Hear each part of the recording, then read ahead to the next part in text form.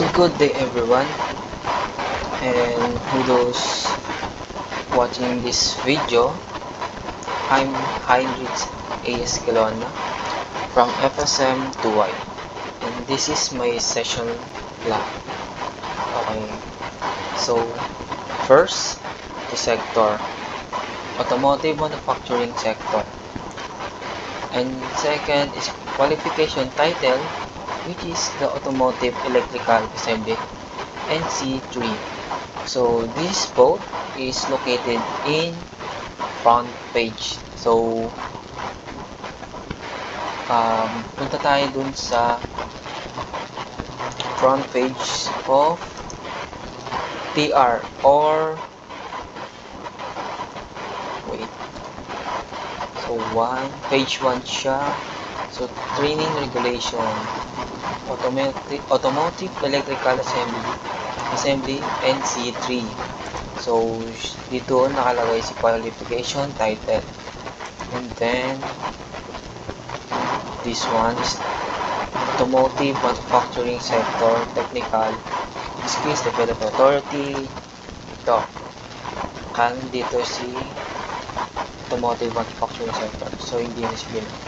Then the unit of competency, rectify for on installed audio and video system automotive vehicle. So sa module title siya. So we back to the page 60. Yeah, the unit of competence.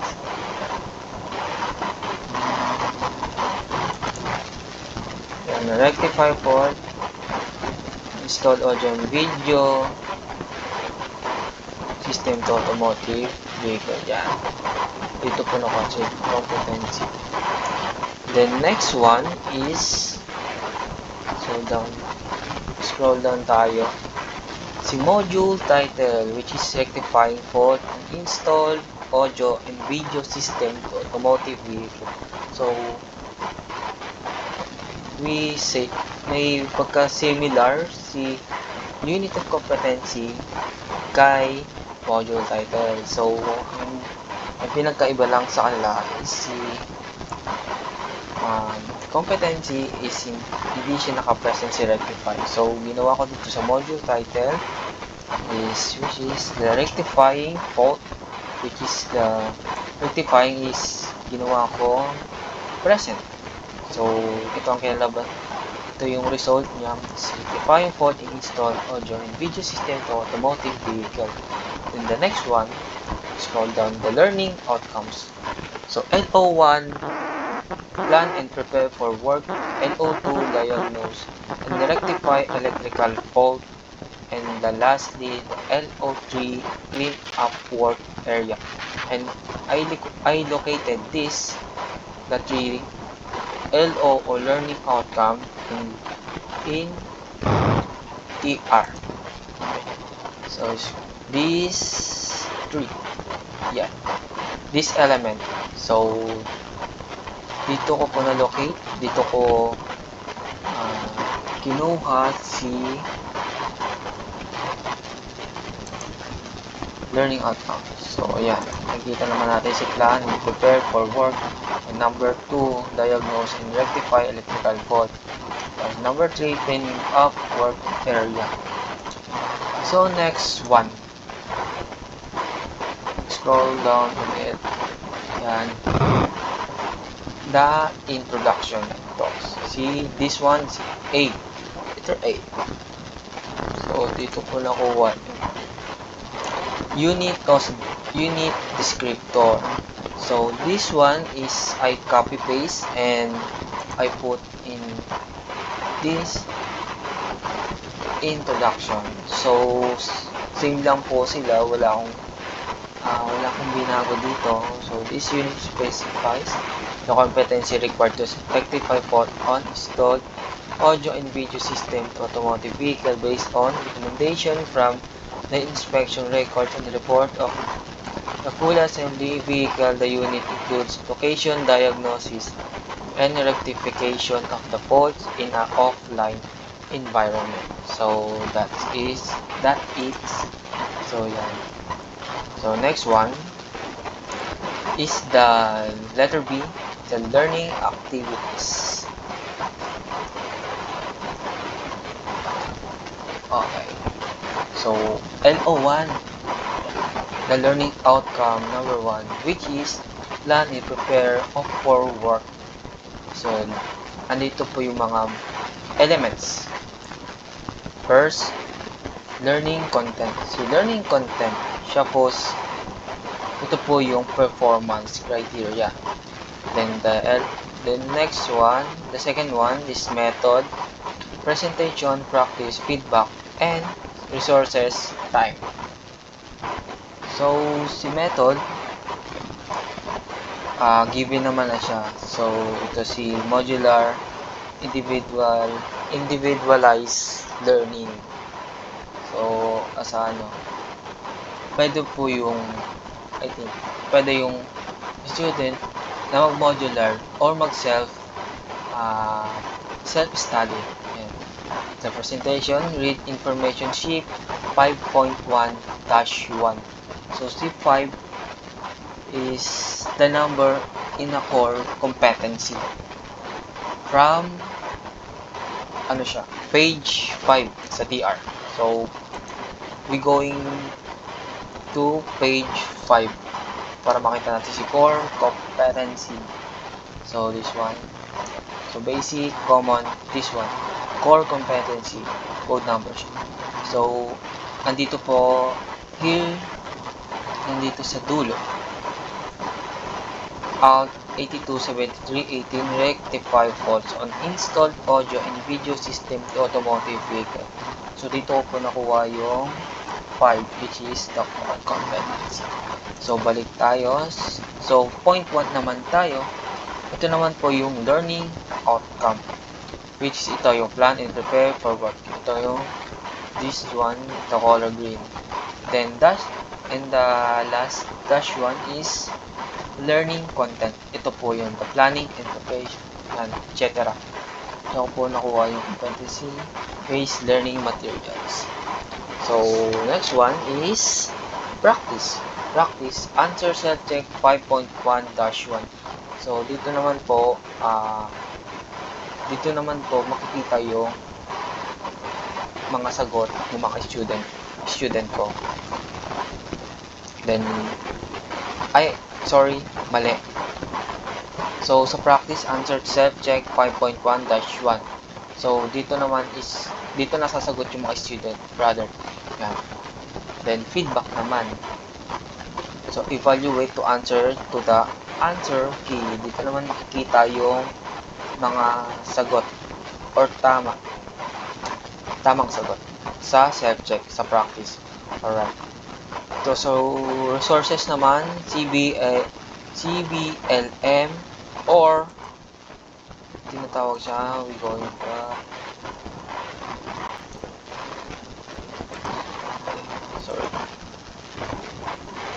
Sa siya, modular siya.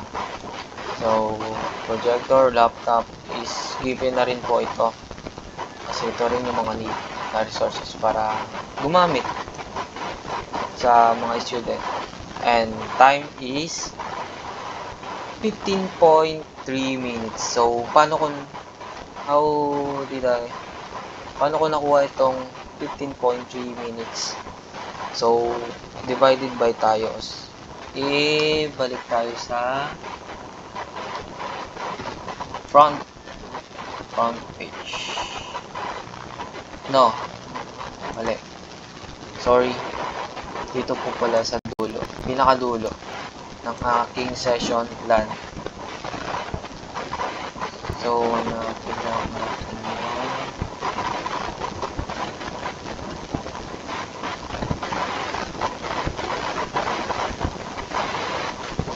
So sorry.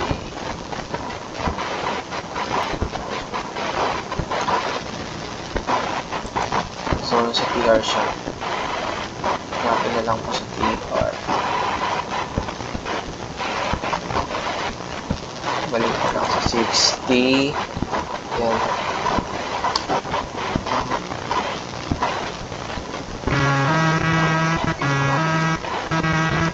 So, nasa pinakadulo po siya.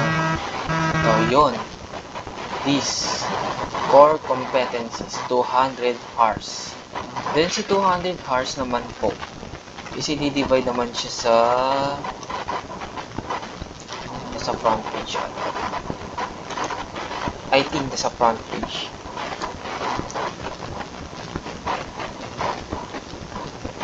This one. Ay. This. Itong element. So, 1.1, 1.2, 1.3 hanggang 3.4. So, bibilangin lang siya. So, 1, 2, 3, 4, 5, 6, 7, 8, 9, 10, 11, 12, 13, 14, 15.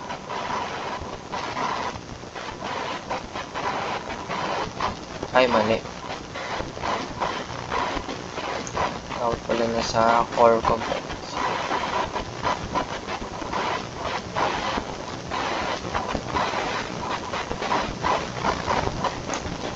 Sorry.